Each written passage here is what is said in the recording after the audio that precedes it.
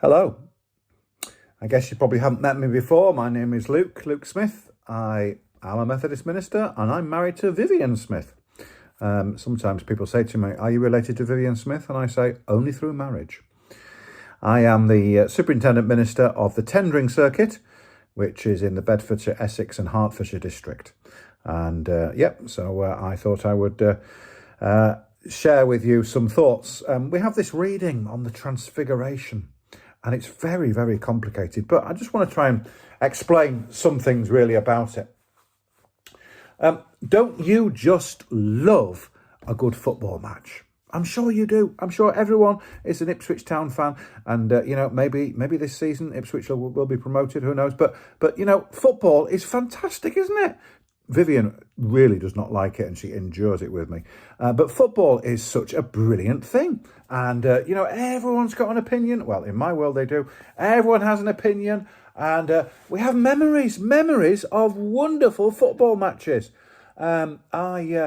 Especially when your team defies the odds and beats massive opposition.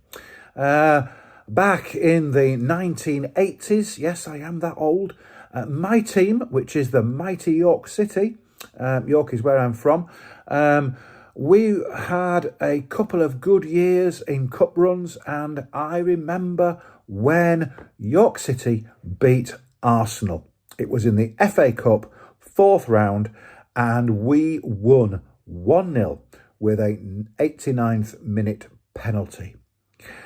And I can remember it like it was yesterday.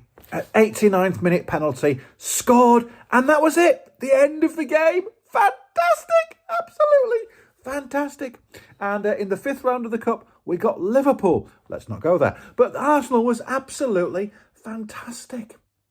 There were maybe 10,000 people all watching, and everyone will be able to tell you exactly what happened from their particular perspective. But we're not here to talk about football.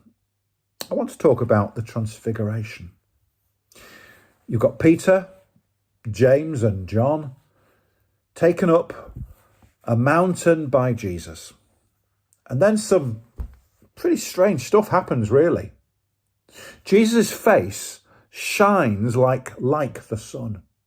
Then his clothes are as white as light. Then in front of them appeared Moses and Elijah talking with Jesus. Then Peter starts talking, and while he's talking, a white cloud appeared and covered them. Then there was a voice from the cloud saying, "This is my son." So we guess it's the voice of God. The disciples fell down in shock. I think, if I'm honest, that would be an understatement if I was there. Fell down in shock. You're not joking. I too would fall down with shock. Jesus touched them, and they all saw Jesus. It makes a football match seem fairly insignificant. As we look at this reading from Matthew, I think there are 3 things to think about. First of all, God broke down the barriers of history. Secondly, God today breaks down generations, and we're called to reflect the light that breaks down barriers. First of all, God broke down the barriers of history. I don't know if you're a science fiction kind of person. I'm not really. I kind of grew up with Doctor Who, but it just seems a bit strange for me now. I don't quite get it. It's too complicated for my brain. But I do like, I used to like watching that programme. I don't know if you remember, Good Night Sweetheart, where Nicholas Lyndhurst travels between the modern day and the 1940s.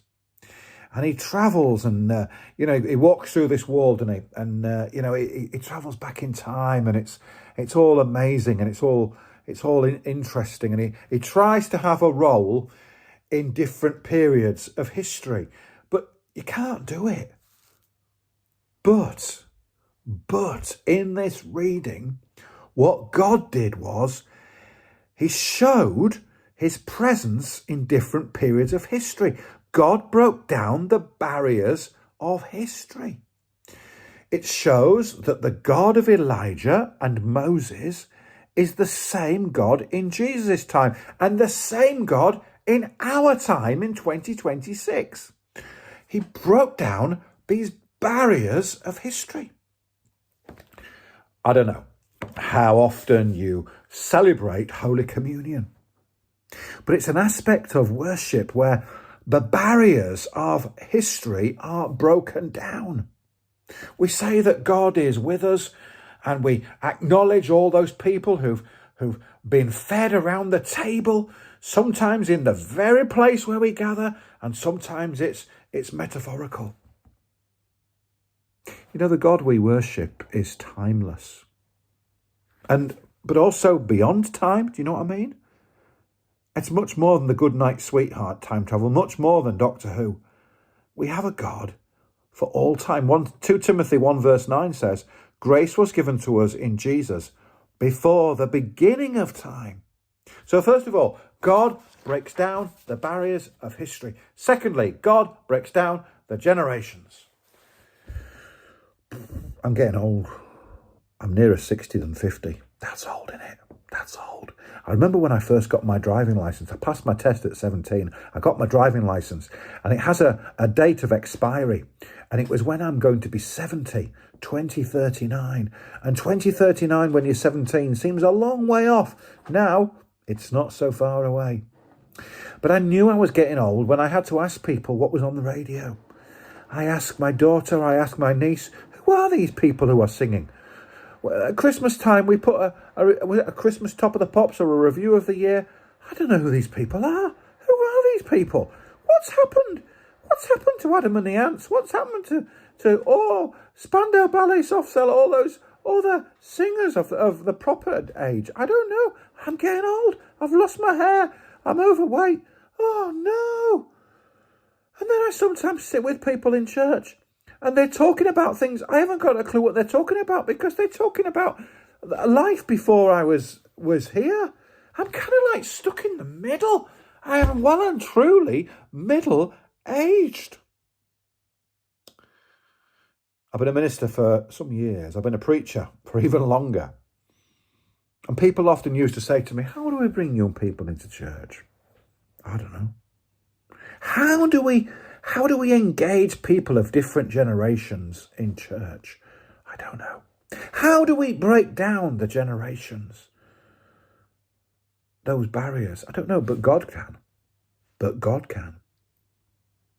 We should take it to the Lord in prayer, as the hymn writer says. We should think about asking God to help us speak to generations that are not of our own, because God has the power to break down generations. So God can break down the barriers of history.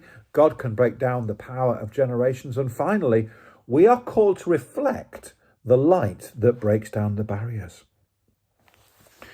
So I'm married to Vivian, as you may or may not know. Vivian lives in the manse that is in the circuit that I am part of, and not far from Brantham, really, not far outside the circuit, just over the water in Essex, just in North Essex.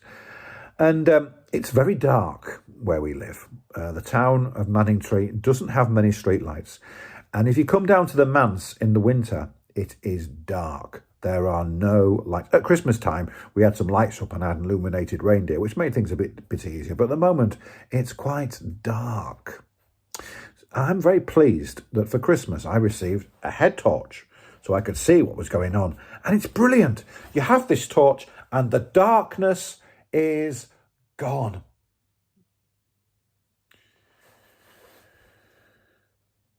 Peter says that he was a witness to what happened.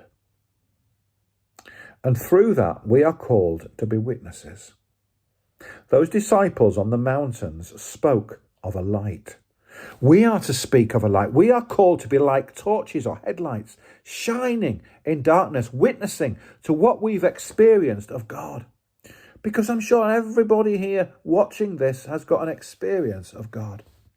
So we are called to reflect the light that breaks down barriers in all sorts of areas of life, where there is tension, where there's worry, anger, or hatred, and try to enable peace, calm, and love.